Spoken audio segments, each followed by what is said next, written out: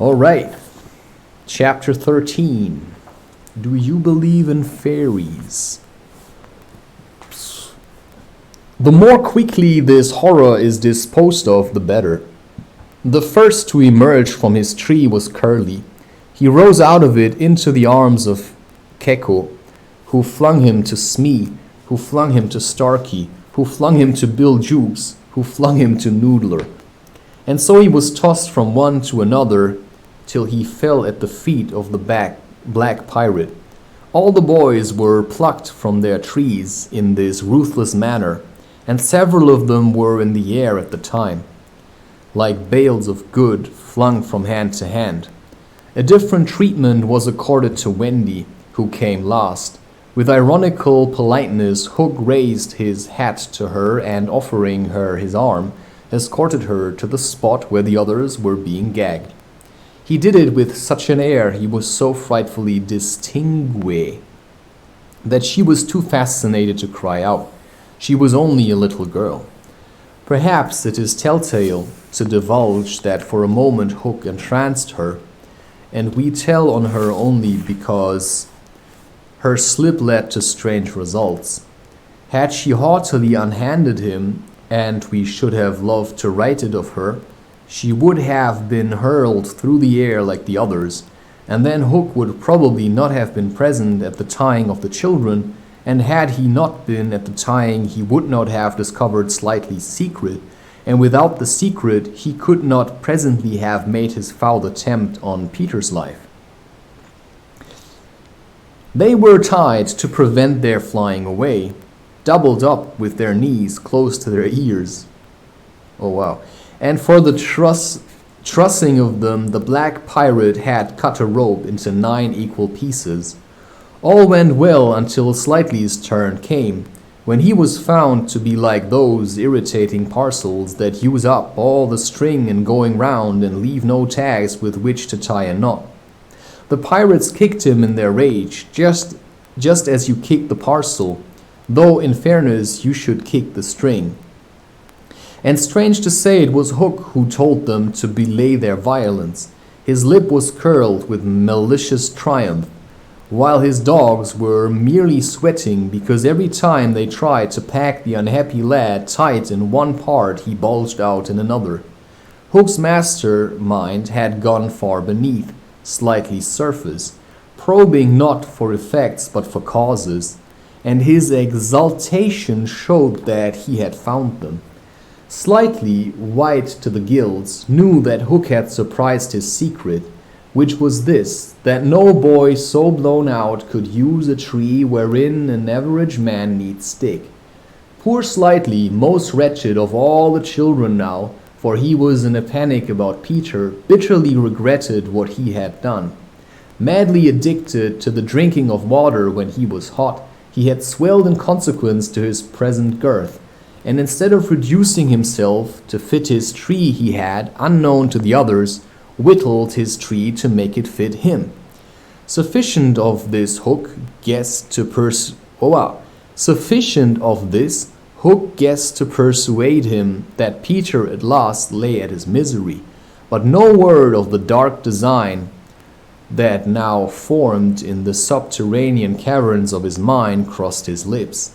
He merely signed that the captives were to be conveyed to the ship and that he would be alone. How to convey them? Hunched up in their ropes, they might indeed be rolled down hill like barrels, but most of the way lay through a morass. Again, Hook's genius surmounted difficulties. He indicated that the little house must be used as a conveyance. The children were flung into it. 4 stout pirates raised it on their shoulders, the others fell in behind, and singing the hateful pirate chorus, the strange procession set off through the wood. I don't know whether any of the children were crying. If so, the singing drowned the sound, but as the little house disappeared in the forest, a brave though tiny jet of smoke issued from its chimney as if defying Hook. Hook saw it, and it did Peter a bad service. It dried up any trickle of pity for him that may have remained in the pirate's infuriated breast. The first thing he did on finding himself alone in the fast-falling night was to tiptoe to Slightly's tree, and make sure that it provided him with a passage. Then for long he remained brooding, his hat of ill omen on the sward, so that a gentle breeze with... Wow. Holy smokes! Yeah, I don't like necessarily just, ticking stuff off, to be honest. So maybe I don't have to do it all today. But I'm going to read this chapter, just see how long it still is. Ooh, okay, that is still a long chapter. But then I'm at 140. And then I have 45 pages left. It's just standing all this time is really tough also on my lower back. And I often have this problem that I don't know how to properly stand and position myself. That is a real challenge, to know how to properly position yourself. Also properly position yourself as a creator, of course, which means like what? So if you are channeling energy, then people may try to project an image onto you, which is why you have to know who you are before you start creating anything. Otherwise they will just take over your mind and turn you into, well, look at what happened to Stromae. When he started, he seemed like, I don't know, clearly had some feminine touches, but the last time I saw him, he was wearing, I don't know, sweatpants and like braids and had like a really fat belly. So he clearly doesn't really know how to deal with all of this. So he's just being used. And I don't believe in regurgitating rehearsed things. Which is why, I don't learn anything by heart. I don't learn my songs by heart. I read them from a phone. Where I write the text, I put it on the phone, and then I read it. Because I don't want to know it by heart. This is a one-time thing, This is not what I do. My thing is about free speech. Freedom of speech. I don't just want to regurgitate stuff that I put in there. I observe, I experience, and then I let go in the moment. So when I talk, when I record myself, then I let go. Which is why this is now also, like I said, it's just to catch people. But if you can listen to me droning on, I'm not really getting what I'm reading. There's also other stuff happening. Which is why now I open the window. Whew. Yeah, so we just have to start being serious again. I mean, audiobooks are just saying people are bored and they cannot focus anymore. Which is a really sad thing. Because focus is everything. It defines you. Wow, my lower back is really always, that's basically what's troubling me the most. So sometimes I do these, letting my lower, like the butt area, let it go in circles to loosen up your lower back spine. Maybe you can just get up for a little and just do this, like stand up straight, plant your legs in shoulder width, like feet pointing straight forwards. You have to pay attention to this also when you walk barefoot. The more you walk barefoot, and then you can, this is like the jerking that people always use when they try to imitate having sex, the back and front. What you try to do is like twerking. Twerking is really good for your lower back. but you can do so just by standing straight. It's just a thing with all the sitting and also carrying backpacks and stuff. They're really bad actually for your lower back. It's just hard to balance it, all this extra weight. And then being indoors, of course. And then you stand now on your 2 feet. You do like gentle twerking, because you don't want to start twerking heavily right off, right?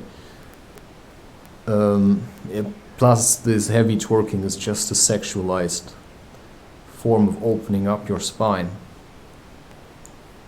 But it's still good for your lower back anyway. So you do circling motions, just how you feel like. You let your hips circle, move in circles, but slowly. And try to keep your upper body straight and your feet firmly planted on the ground. So the only thing that moves is like lefts, like clockwise, counterclockwise. Just move your hip in a circular fashion, kind of twerking but roundish. That alleviates a lot of your... Plus holding planks like both ways, which means planks with straight arms. But it's just hard to do this while I'm reading. I think I can do it. Wow. And then of course, if you're not talking, you can breathe into your stomach. And this is what you do when you have a standing desk, right? You have to loosen yourself up. And then you add your shoulders. Right? You spread out your arms like you're intending to fly. And then you move your shoulders back and front. And you can at the same time do this twerking motion. And then usually stuff is cracking. Then you put your arms all the way up. And you grab one arm, one hand with the other hand, and you pull upwards. And then backwards a little. I mean, I'm of course incredibly tough. I mean, I can hold planks for fairly long periods of time. Plus I've hiked barefoot for years. I'm now at holding the handstand, which is quite nice. Oh, and then you also start feeling better. Your vision may even clear.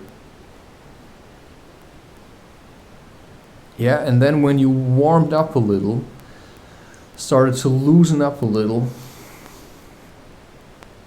you can, just wiggle around, but not in a firm way. You want to wiggle in a firm way. But the idea is that you just have to be flexible, which is why weird positions shouldn't actually be super painful to you. You should start to get comfortable in all kinds of positions. And that then also is, of course, preparation for stuff like Tantra, if that is ever in the game for you. Because why else would you listen to a guy like me? That's also what I, feel like I'm preparing for. It's just next level.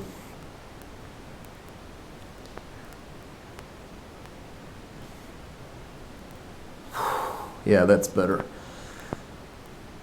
And then also it's easier to keep your lower back from... So you can never slack off anymore. If you slack off, you have to pay the price with extra work. If you slack off now, gotta work hard later. Or you just keep on working always a bit. Keep pushing your boundaries. Okay. Wow. Hoo-ha, hoo-ha, hoo-ha, hoo-ha, hoo-ha. Yeah. Okay.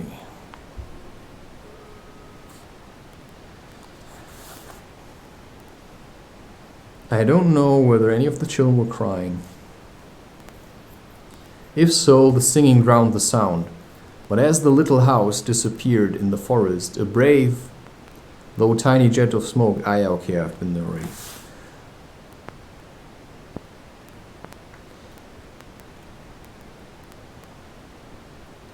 Intently he listened for any sound from the netherworld.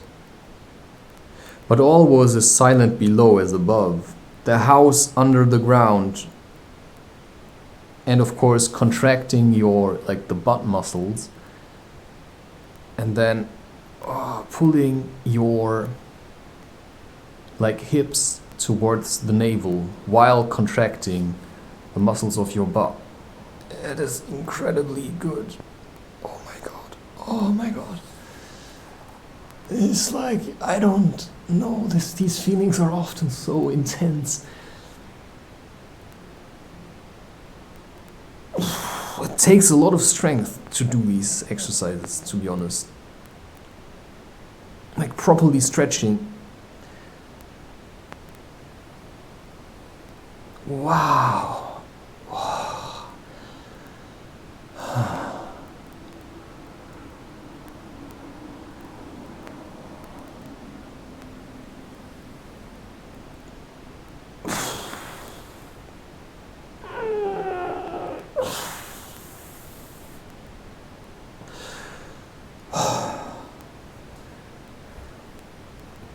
Wow. I just want to squat right now.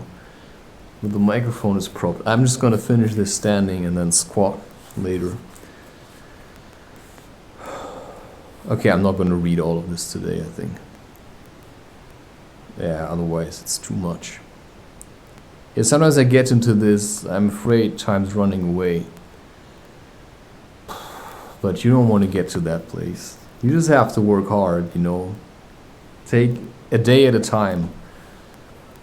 Because otherwise your life is gonna miss out on other things. So yeah, I'm gonna do this, then I'm gonna clean the kitchen.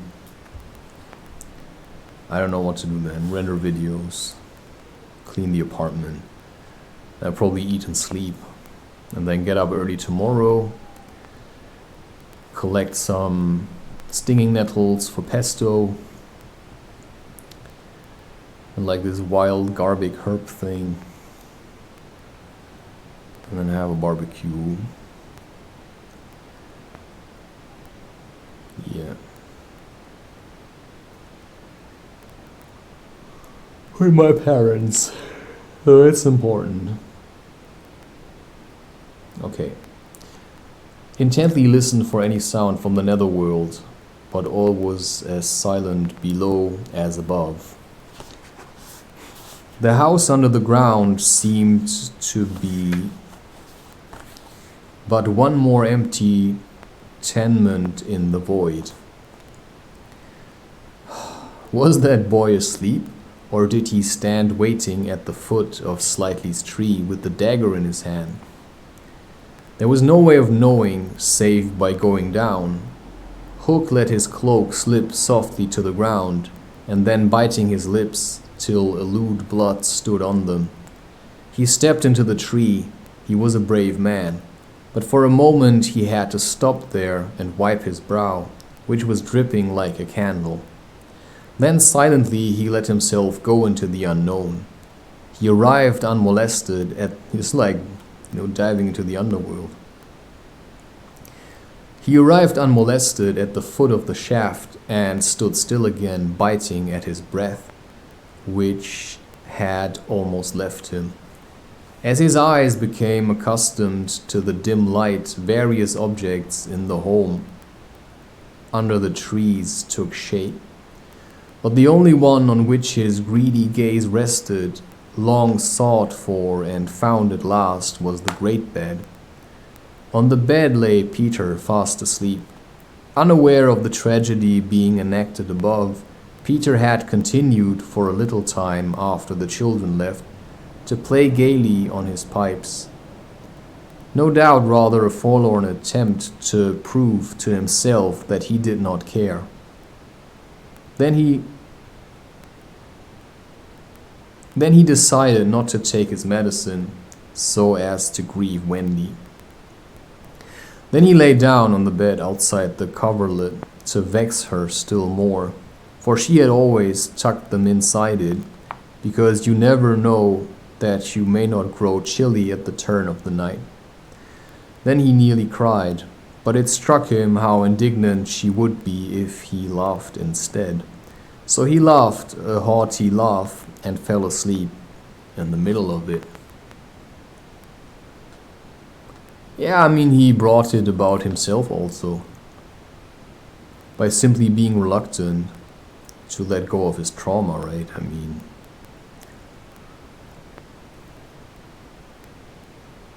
you have to really look at the stuff that causes you or wants to cause you to hate and then wash it clean. And that will make everything so much easier.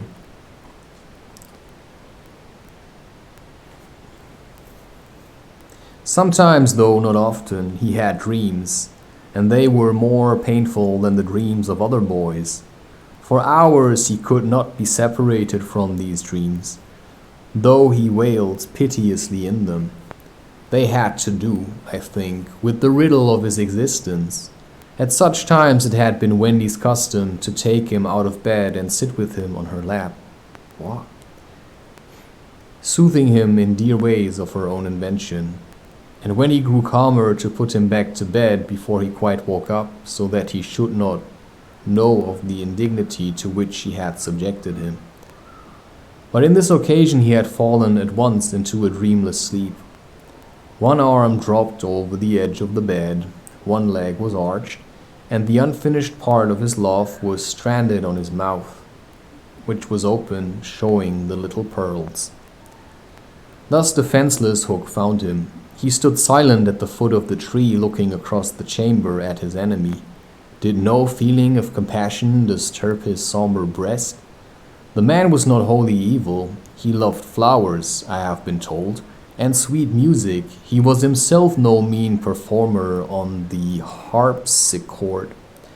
And let it be frankly admitted, the idyllic nature of the scene stirred him profoundly. Mastered by his better self, he would have returned reluctantly up the tree, but for one thing.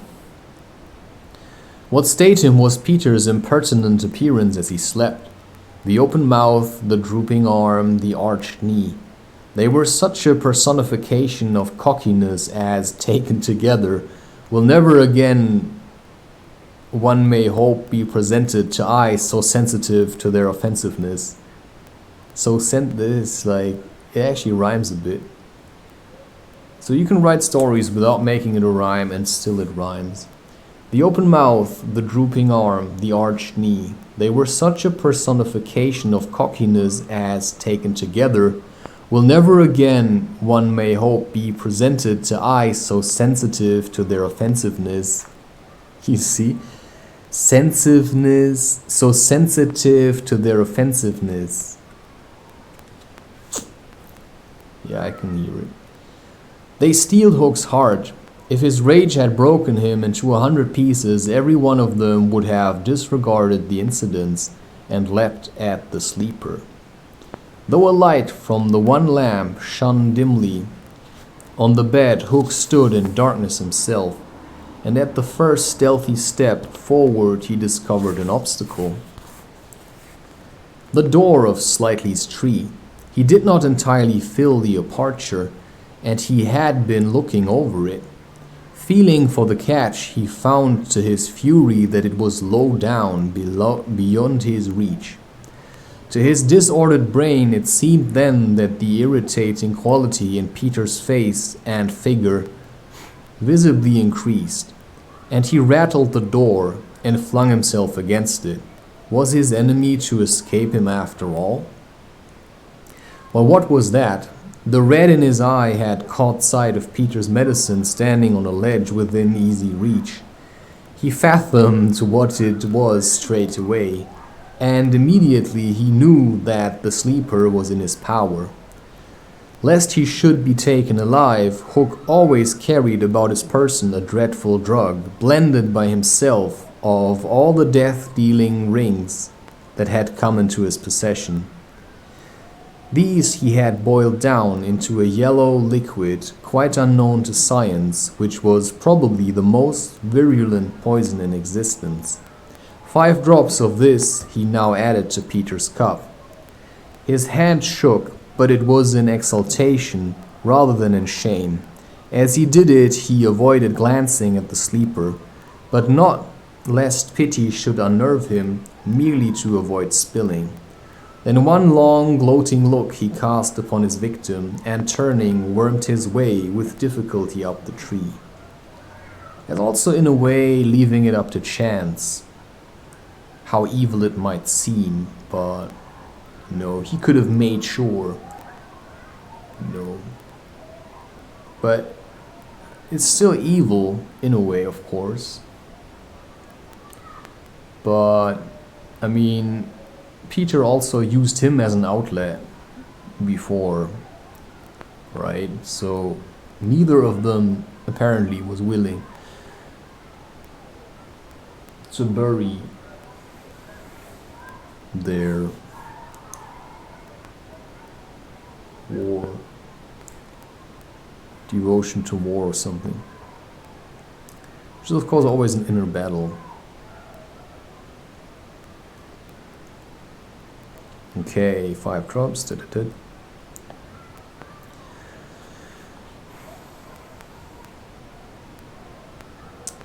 As he emerged at the top, he looked the very spirit of evil breaking from its hole. Donning his hat at its most rakish angle, he wound his cloak around him, holding one end in front as if to conceal his person from the night, of which it was the blackest part, and muttering strangely to himself, stole away through the trees. Peter slept on. The light guttered and went out, leaving the tenement in darkness, but still he slept. It must have been not less than 10 o'clock by the crocodile when he suddenly sat up in his bed, wakened by he knew not what. It was a soft, cautious tapping on the door of his tree. Soft and cautious, but in that stillness it was sinister. Peter felt for his dagger till his hand gripped it. Then he spoke. "Who is that?" For long there was no answer. Then again the knock. "Who are you?" No answer. He was thrilled, and he loved being thrilled. In 2 strides he reached his door. Unlike Slightly's door, it filled the aperture so that he could not see beyond it, nor could the one knocking see him.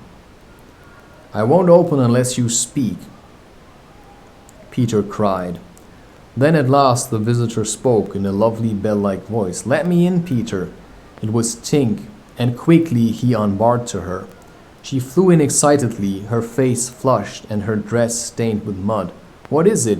"Oh, you could never guess," she cried, and offered him 3 guesses. "Out with it," he shouted, and in one ungrammatical sentence, as long as the ribbons conjurers pull from their mouths, she told him of the capture of Wendy and the boys. Peter's heart bobbed up and down as he listened. Wendy bound, and on the pirate ship, she who loved everything to be just so. "I'll rescue her," he cried, leaping at his weapons. As he leapt, he thought of something he could do to please her. He could take his medicine. His hand closed on the fatal draught. "No," shrieked Tinker Bell, who had heard Hook muttering about his deed as he sped through the forest. "Why not? It is poisoned." "Poisoned? Who could have poisoned it?" "Hook, don't be silly. How could Hook have got down here?" Alas, Tinker Bell could not explain this, for even she did not know the dark secret of Slightly's tree. Nevertheless, Hook's words had left no room for doubt. The cup was poisoned. "Besides," said Peter, quite believing himself, "I never fell asleep."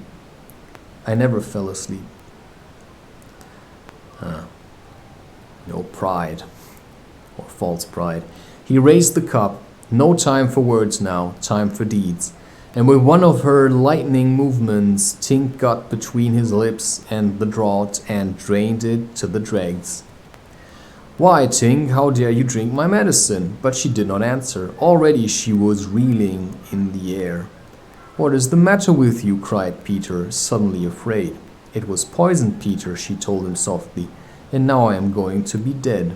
"Oh, Tink, did you drink it to save me?" "Yes, but why, Tink?" Her wings would scarcely carry her now, but in reply she alighted on his shoulder and gave his chin a loving bite. She whispered in his ear, "You silly ass," and then, tottering to her chamber, lay down on the bed. His head almost filled the fourth wall of her little room as he knelt near her in distress. Every moment her light was growing fainter, and he knew that if it went out she would be no more. She liked his tears so much that she put out her beautiful finger and let them run over it.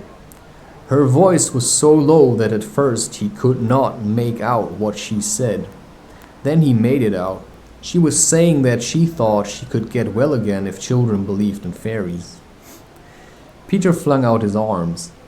There were no children there, and it was night time, but he addressed all who might be dreaming of the Neverland, and who were therefore nearer to him than you think boys and girls in their nighties, and naked papooses in their baskets hung from trees. Also. "Do you believe?" he cried. This is so cheeky. Cheesy. Tink sat up in bed almost briskly to listen to her fate. She fancied she heard answers in the affirmative, and then again she wasn't sure. "What do you think?" she asked Peter. "If you believe," he shouted to them, "clap your hands, don't let Tink die." Many clapped, some didn't. A few little beasts hissed. The clapping stopped suddenly, as if countless mothers had rushed to their nurseries to see what on earth was happening. But already Tink was saved. First her voice grew strong, then she popped out of bed. Then she was flashing through the room, more merry and impudent than ever. She never thought of thanking those who believed, but she would have liked to get at the ones who had hissed. Also, flexing of your jaws is quite important.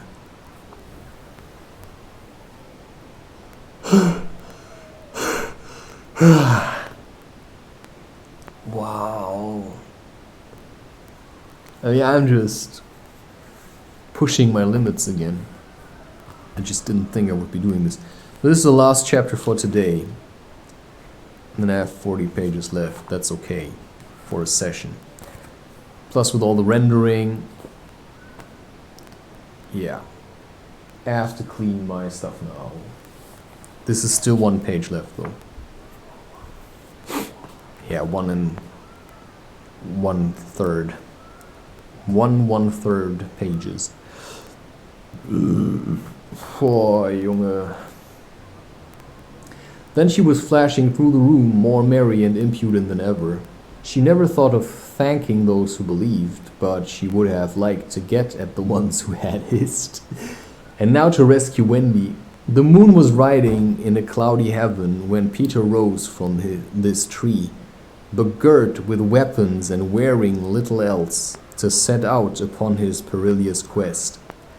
It was not such a night as he would have chosen. He had hoped to fly, keeping not far from the ground, so that nothing unwanted with an O should escape his eyes.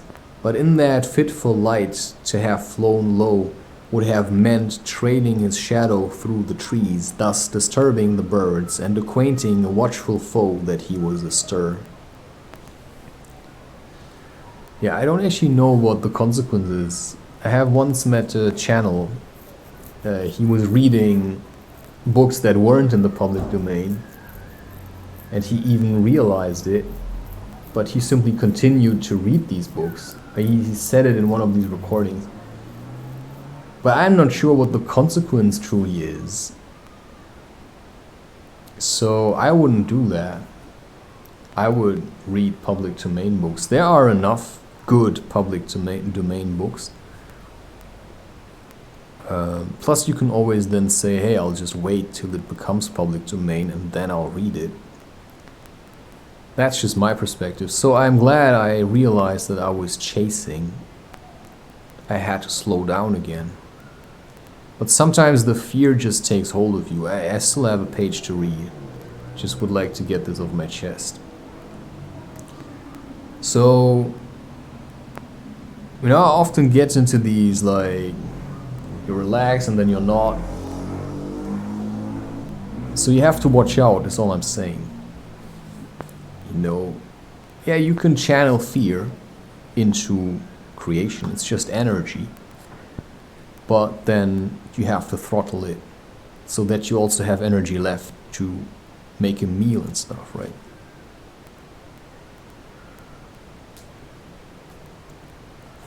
He regretted now that he had given the birds of the island such strange names that they are very wild and difficult of approach.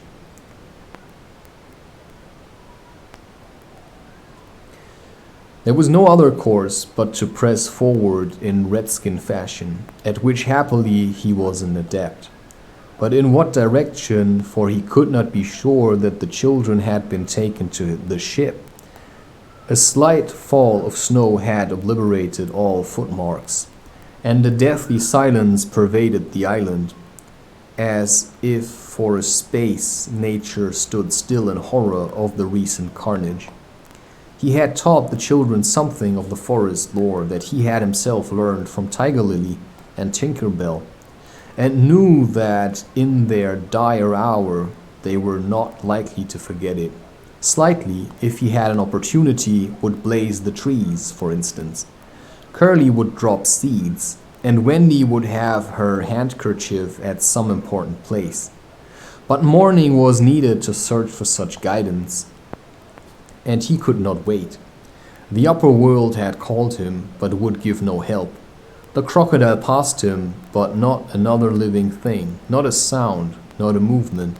And yet he knew well that sudden death might be at the next tree, or stalking him from behind. He swore this terrible oath, hook or me this time. Now he crawled forward like a snake, and again erect he darted across a space on which the moonlight played, one finger on his lip and his dagger at the ready. He was frightfully happy. Okay, that was chapter 13. Okay, I think there are, that's what I still like, I learn along the way. I have lessons while I'm being creative. I do record the songs several times and I practice them, reading them a couple of times till I get it about right. But I'm not going to do this with reading books.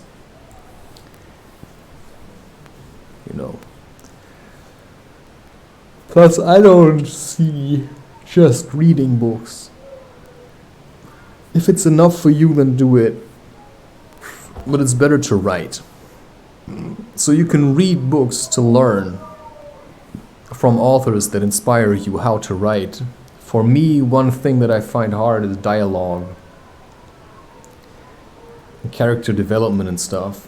Because I don't really want to think too much about what I'm doing. I just want to let go into creation. Time will show if I can maintain this or whether I have to plan more. So I plan out chapters already beforehand. Usually I name chapters. Now I have started for the Portals Through Life, which is a series of short stories, except the prologue, which is more like an introduction to portals and how I work with them, or how I see portals.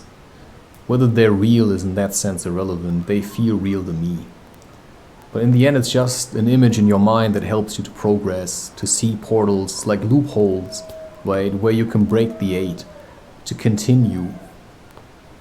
Which is why hiking is such a good practice. Anyway, yeah.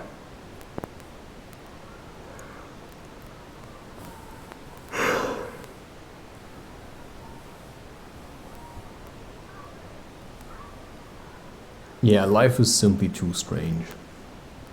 Once you break through some boundaries,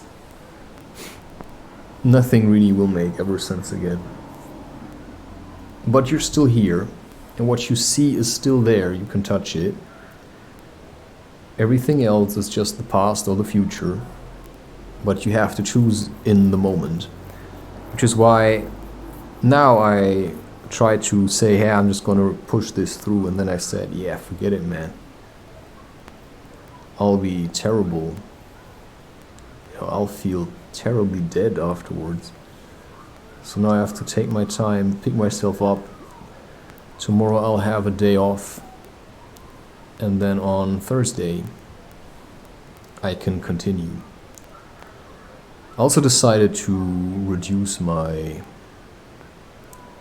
data because it's too expensive. I don't need 20 gigabytes a month. It's ridiculous.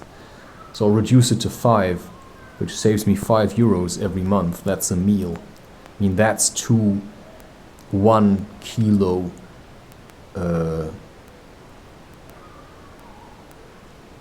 that's 2 1 kilo containers of Greek style yogurt.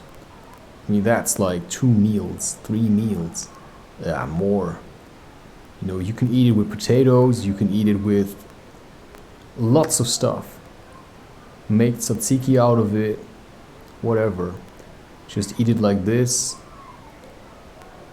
It's protein. Yeah, and if every month you pay €12 for 20 gigabyte and you don't actually need this, you know, I needed it before, but now I don't need it. Why? Because I've realized if I need it, then I can book a day ticket of unlimited data for €7, and then I can just upload all the content that I want. But I don't have to have every month 20 gigabyte. But in the beginning it was useful, and I really, you know, I kept watching stuff, but I just let go of all these things. I don't need to watch movies anymore. To me, an inspiration comes in all kinds of ways. You know, sometimes you just need an inspiration. You just scan through a trailer, and then you know already what the movie's gonna be like, and you've got the idea. So, you know, sometimes it's enough then in the end to just look at the surface of things. If you've watched enough movies, it just loses its touch. So yeah, books also lose its touch. So I've read a lot, now I'm creative again. That's just life. You have to adapt. You realize you're running out of time with reading, then you have to do something else, and then time with reading comes back later again. But I needed to stand. But when I read books, I always sit. So I needed to stand larger periods of time, otherwise I'm just slouching off all day. And that is bad for content creation. So I have to stay ahead in the game.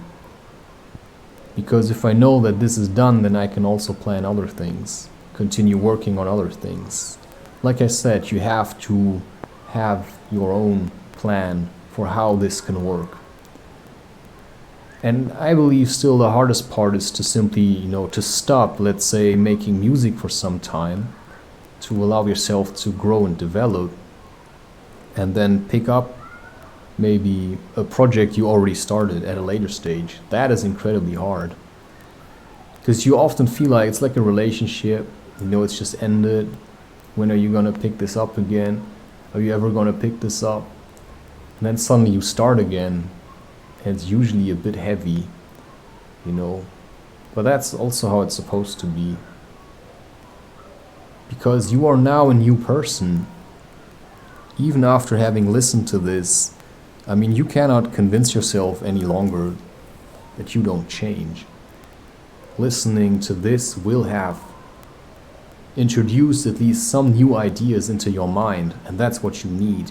You need to plant seeds and get rid of the stuff that makes you toxic. Okay, I just have to file more videos to render now, and then I'll see. Probably have to go to the lavatory, if that's the word. you know. Why couldn't I write with the typewriter? Why did it have to be broken? Why am I unable to fix it? Because I'm doing other things, man, you know. If there's people that are good at fixing typewriters, then I don't think I'm one of them. I mean, I at least know where the problem is, but by trying to fix it, I created more problems. Which is why I realized, yeah, I'm just gonna stop. I cannot fix this typewriter, but maybe someone else can. And maybe it's not my place to write with a typewriter, or maybe it's just not yet. Sometimes you wait a little. So instead I started, you know, I use LaTeX for writing books. Well, it's called actually LaTeX with a T-E-X. LaTeX, but they kind of call it LaTeX.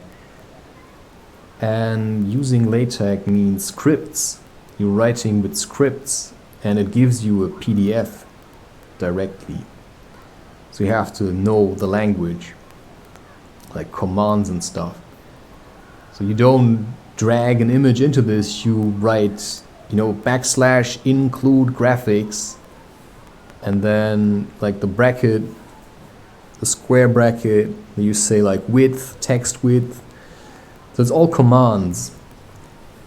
But text is just text, but you have to set up the document and stuff.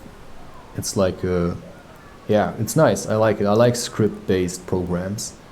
During my studies, I worked with R, which is a programming, an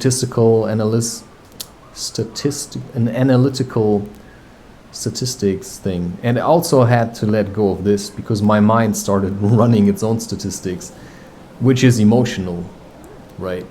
Which is much better. Which is much better. Yeah. No whiny, please. Okay, yeah, last night I just slept on a blanket, thin blanket, which I just put on these wooden boards, and I slept good. You know, the harder the surface, the better for you. I'm just saying.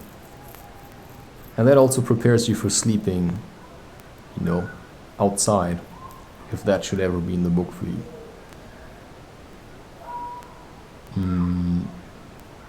Okay. But now I feel better, right? I worked off a bit of my, oh, it's too much. You know, now I'm a bit like, yeah, how some people are after they've smoked, you know. Now cleaning, whew. Not sure if I prepared myself to clean. Already did dust off the carpets and stuff. Shake it out of the windows, you know. The really heavy one, I brush it off. Okay, I had to let go also of other things. It's just part of life, man. Just have to adapt. It's just a life of junk. Nobody needs this. Okay, cheerio.